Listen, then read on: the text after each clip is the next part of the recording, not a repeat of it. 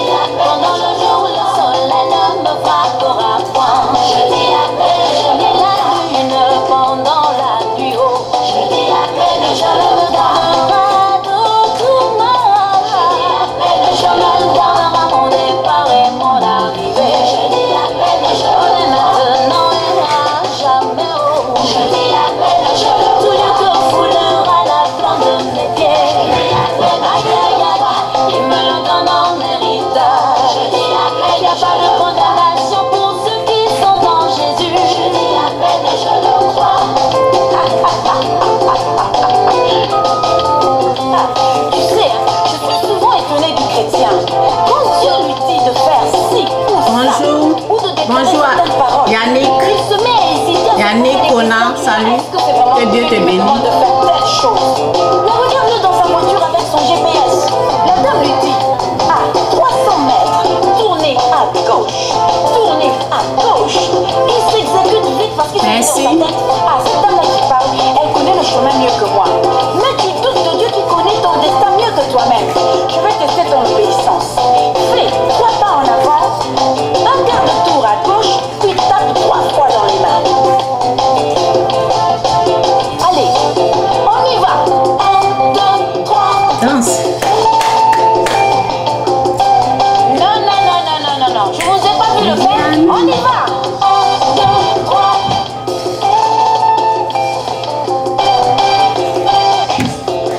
Je dis la même chose dans ma maison, il y aura pas de stérile.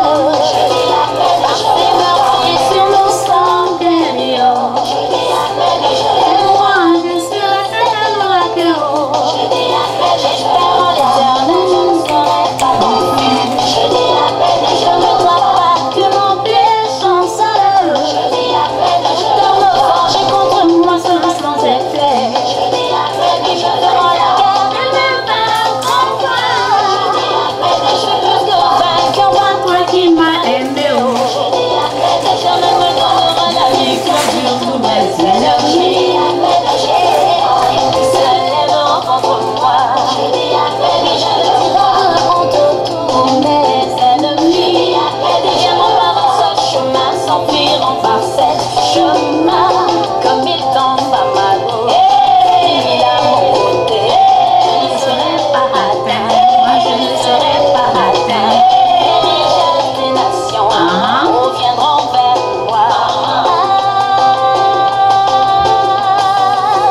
Quiconque invoquera le nom du Seigneur sera sauvé. Aujourd'hui, je vais parler de la bénédiction.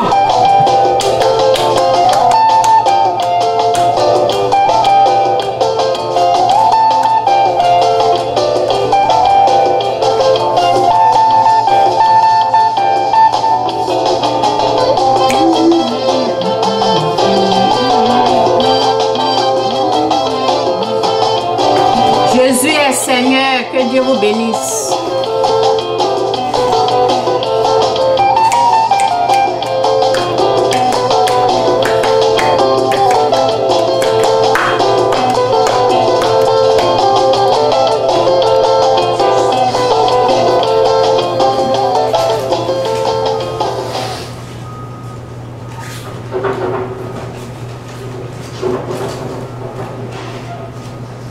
Que Dieu vous bénisse. La parole dit dans Éphésiens 1, verset 3.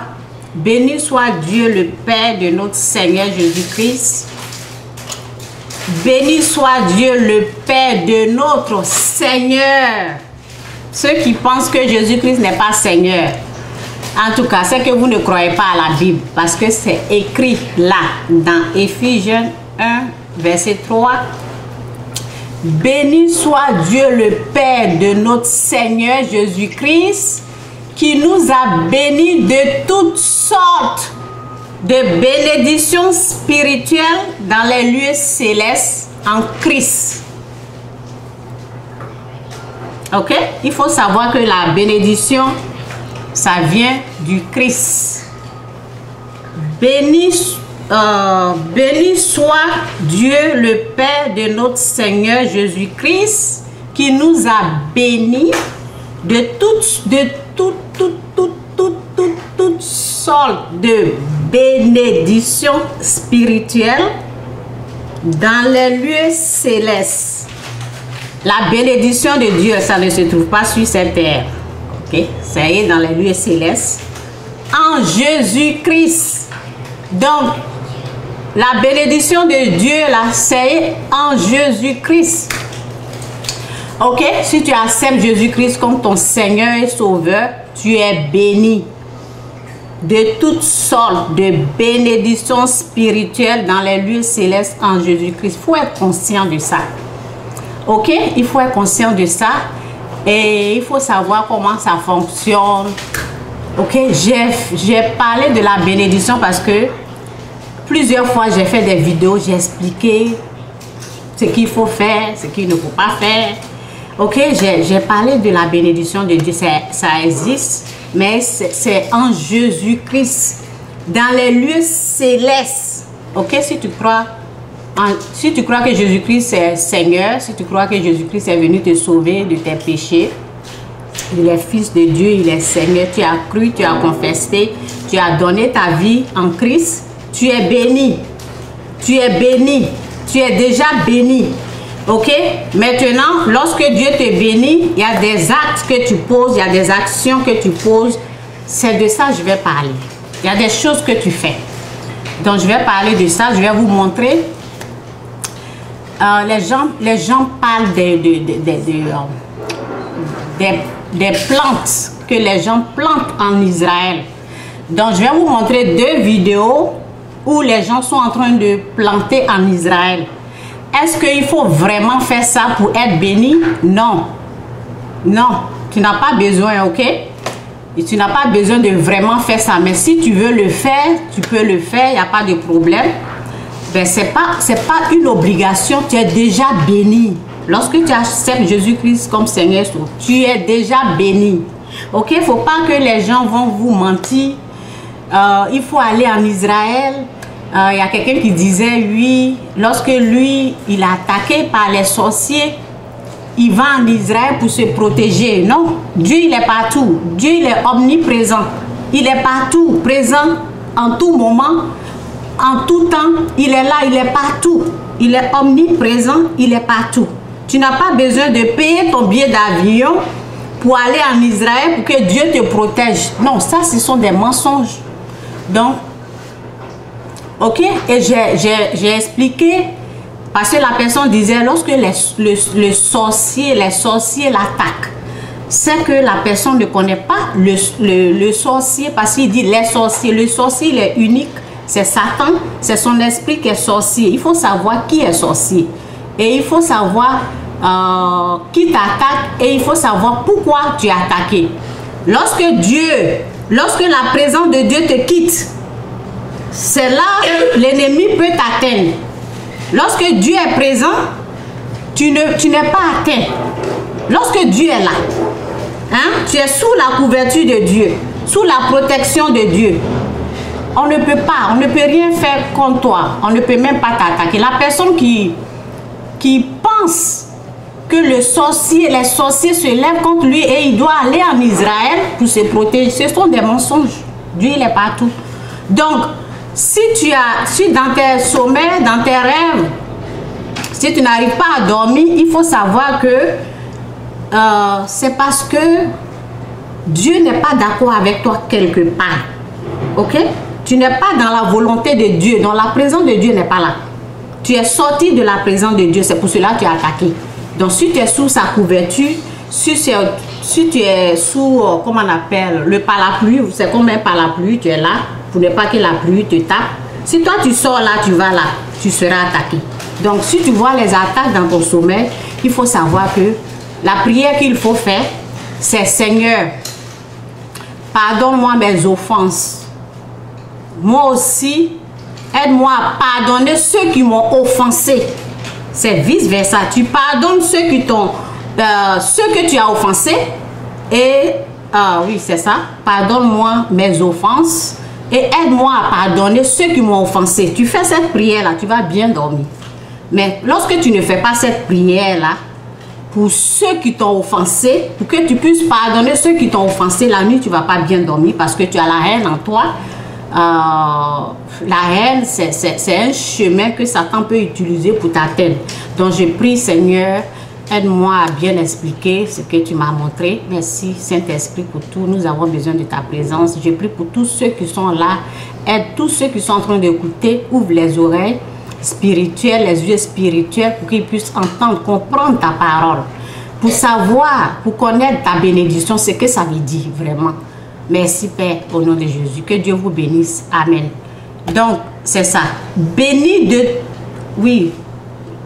Béni soit Dieu le Père de notre Seigneur Jésus-Christ qui nous a bénis de toutes sortes de bénédictions spirituelles dans les lieux célestes en Jésus-Christ. Donc, la bénédiction de Dieu, il faut savoir, c'est en qui? En Jésus-Christ. Tu acceptes Jésus-Christ comme Seigneur et Sauveur. Ok, Seigneur Sauveur. Tu es béni si tu ne l'as pas rejeté. Tu es béni si tu as confessé.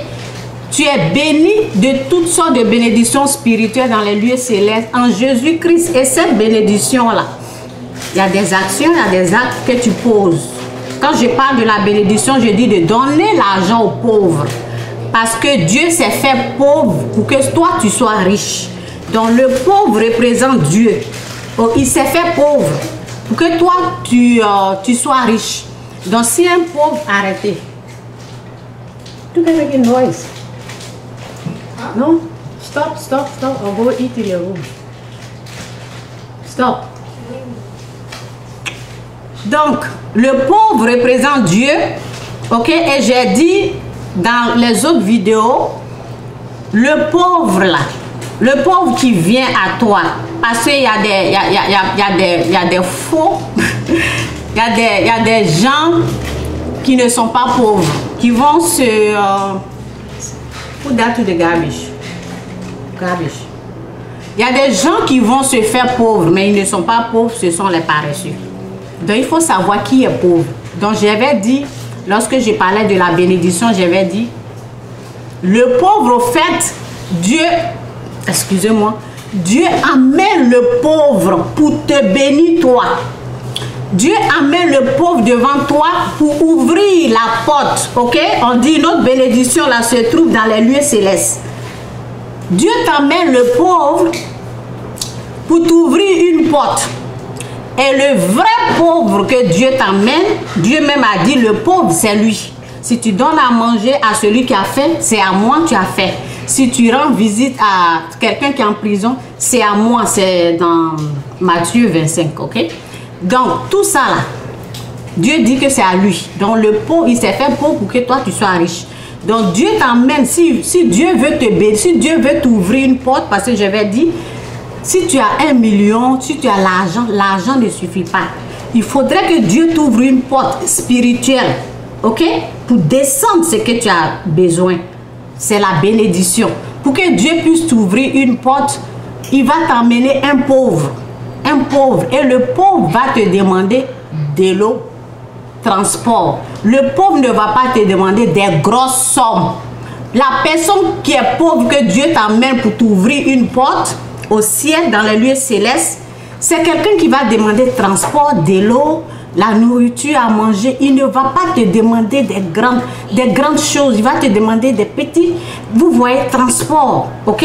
Maintenant, celui qui va te demander des millions, celui qui va te demander beaucoup d'argent, qui se dit qu'il est pauvre, ce n'est pas un pauvre. C'est un menteur, ok? C'est un menteur, c'est un voleur. Lui, il va venir voler ce qui revient à Dieu.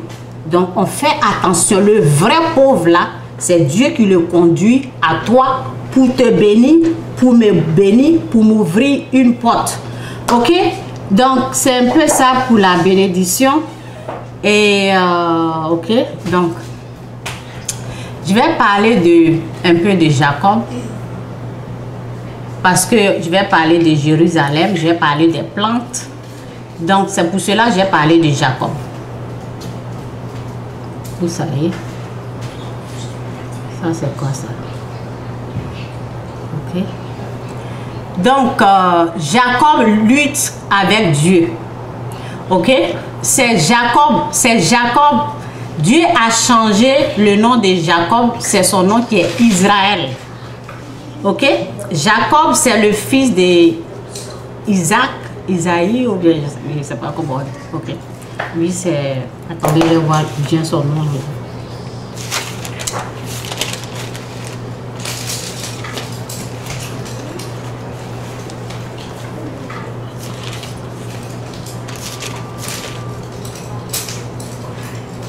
Lui, c'est Isaac. Ok. Jacob, c'est le fils de Isaac.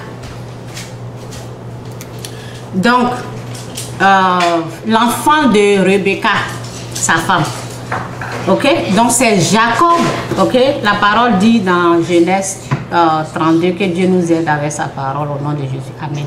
Cette nuit-là, Jacob se leva, il prit ses 2 femmes, ses 2 servantes, ses 11 enfants, et passa le gué du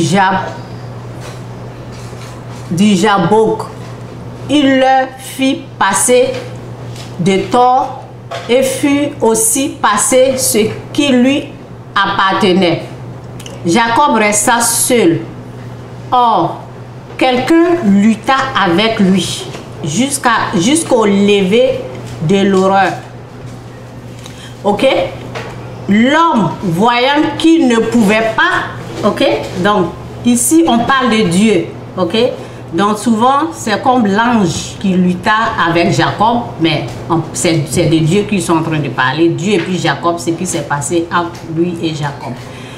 L'homme, voyant qu'il ne pouvait rien contre lui, il frappa au creux de sa hanche. Et la hanche de Jacob se démit. Pendant ce combat, l'homme dit, lâche-moi, car l'horreur s'est levée. Jacob répondit, je ne te lâcherai que si tu me bénis. Ok? Il est en train de lutter avec Dieu pour la bénédiction. Ok? Dieu l'avait, bon, ok? Ok, vous savez. Jacob répondit, je ne te lâcherai que si tu me bénis. L'homme demanda, quel est ton nom? Il répondit, Jacob. Il reprit, ok? Il reprit, ton nom, ok? Je suis en train de vous montrer pourquoi on dit Israël, ok? Et quels sont les Israélites? Qui sont ces Israélites-là? Ok? C'est ça j'ai dit. Ce sont les enfants de Jacob. Ok? Il reprit, ton nom ne sera plus Jacob, mais Israël.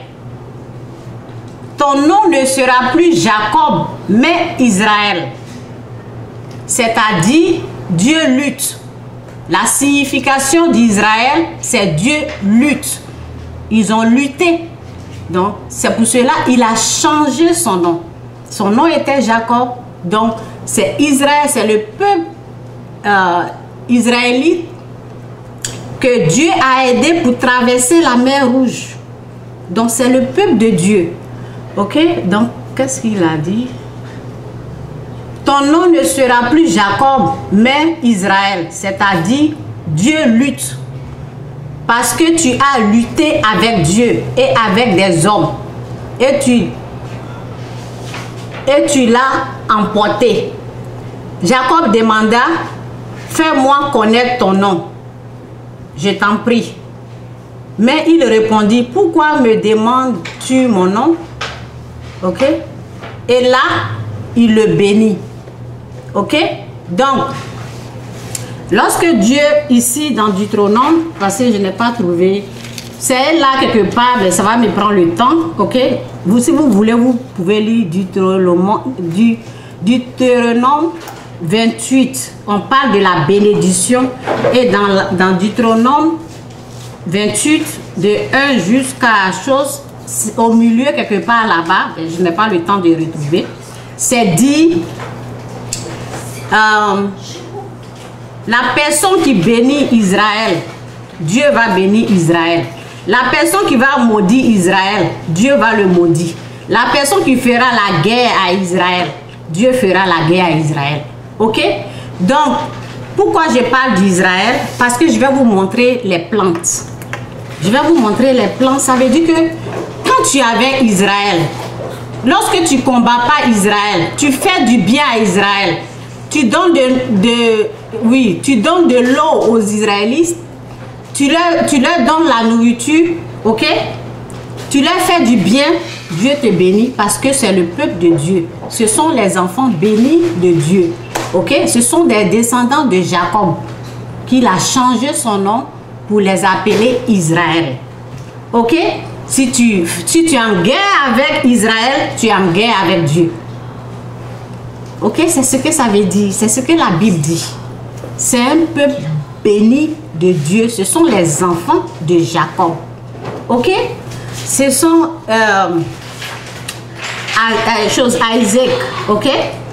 Les enfants de Rebecca et choses. Ce sont les Israélites, ce sont les enfants de Jacob, de Rachel et Léa.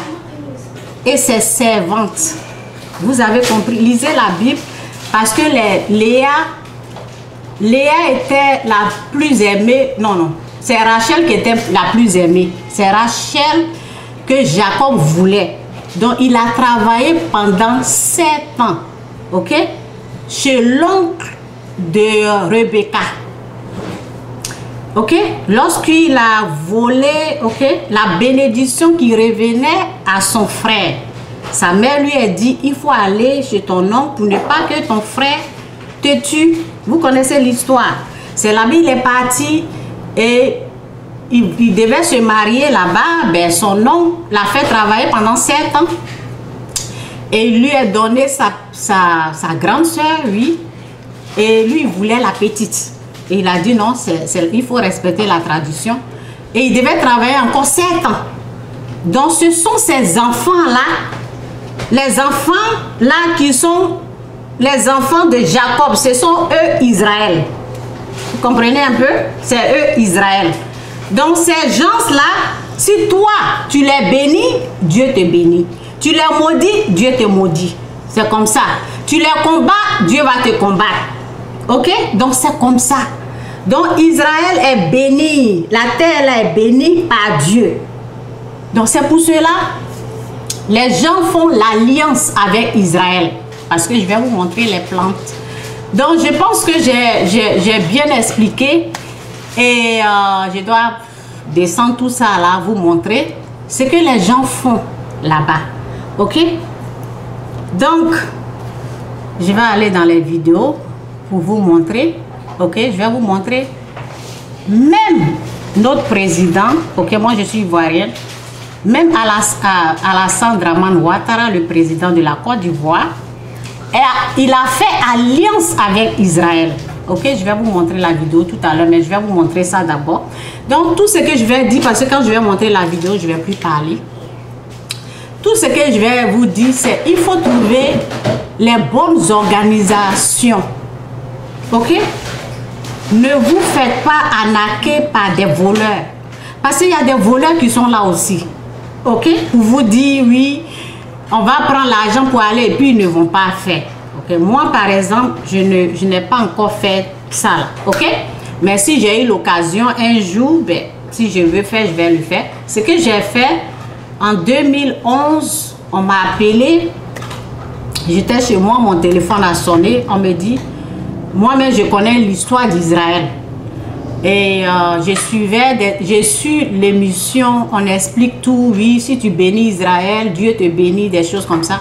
Je ne sais pas c'est quel verset, je ne sais pas si c'est en tout cas, le verset là, je vais chercher la vidéo. On dit, il y a un verset qui est là, quoi. Ok, c'est dans la Bible, je ne me rappelle plus de ce verset, mais je sais ça. Donc, ils m'ont appelé, on m'a dit, est-ce que tu veux faire un don à Israël? J'ai dit oui, pour les pauvres, ok, pas les riches d'Israël, les pauvres. J'ai dit oui, et j'ai aidé pendant un certain moment, et j'ai arrêté, ok, mais je vais reprendre encore, le jour que tout est rentré en ordre, parce qu'il y a d'autres choses que je fais, ok. Donc, quand tu bénis Israël, tu fais du bien au peuple de Dieu, Dieu te bénit, ça c'est vrai. Mais il faut faire avec les bonnes personnes. Parce que nous, moi je suis au Canada, quand je donne l'argent à Israël, ce sont des organisations chrétiennes. Et lorsque je donne l'argent, à la fin de l'année, en décembre, non, en mars, avril, c'est là nous on fait nos taxes. Donc, lorsqu'on donne l'argent comme ça, on donne l'argent aux pauvres, que ce soit les Précis Mission Canada, les gens qui ont les lèpres, ok, qui sont malades. Lorsqu'on donne l'argent aux pauvres, comme ça, aux organisations, on nous amène les relevés de tout ce qu'on a donné. Et nous, on prend ça après, on fait des taxes. Ok, donc ce sont des choses propres. Si tu veux faire ça là, il ne faut pas aller chez un menteur, quoi. C'est tout ce que je peux vous dire. Il faut aller avec des vraies personnes. Ok, si tu veux faire des choses comme ça, il ne faut pas aller à quelqu'un qui ment. Donc, je vais vous montrer comment ça se passe pour ceux qui ne sont pas au courant, parce qu'il y a des gens qui se disent, est-ce que c'est vrai, est-ce qu'on fait, on plante en Israël? C'est pour cela que je vais vous montrer la vidéo. Que Dieu vous bénisse. J'ai fini de parler. Vous voulez connaître la bénédiction? Allez-y dans Deutéronome, c'est que Dieu a dit. Deutéronome 28. Ok?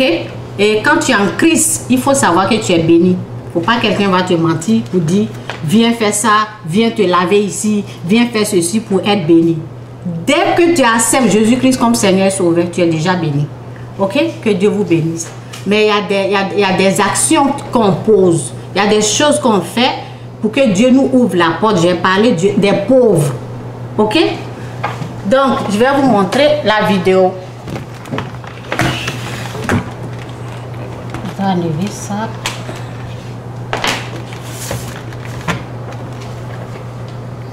Ok.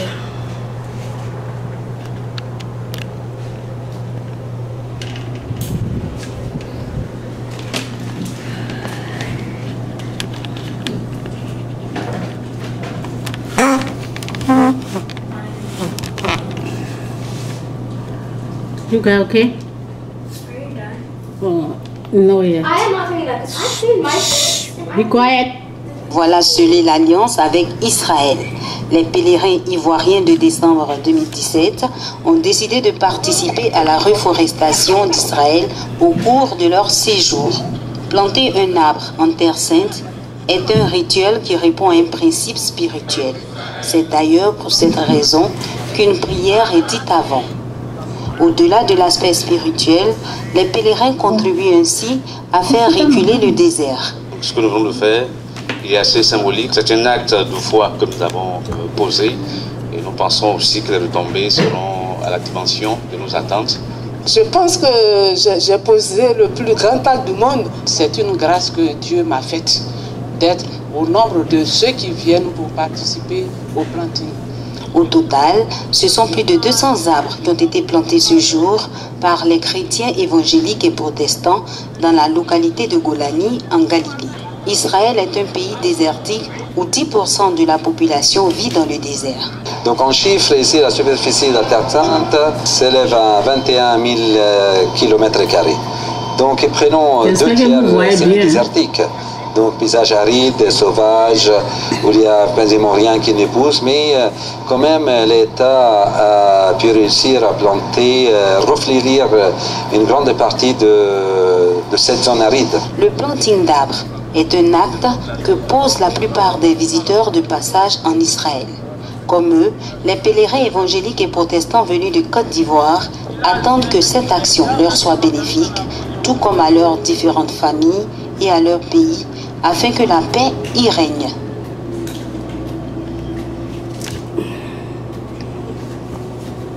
Ok, donc je vais montrer l'autre.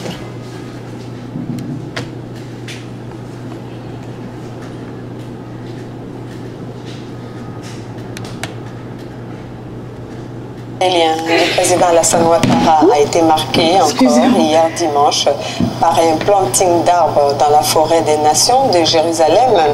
Il s'agit d'un olivier arbuste qui symbolise la paix dans cette région. Viviane Aïmé, compte rendu.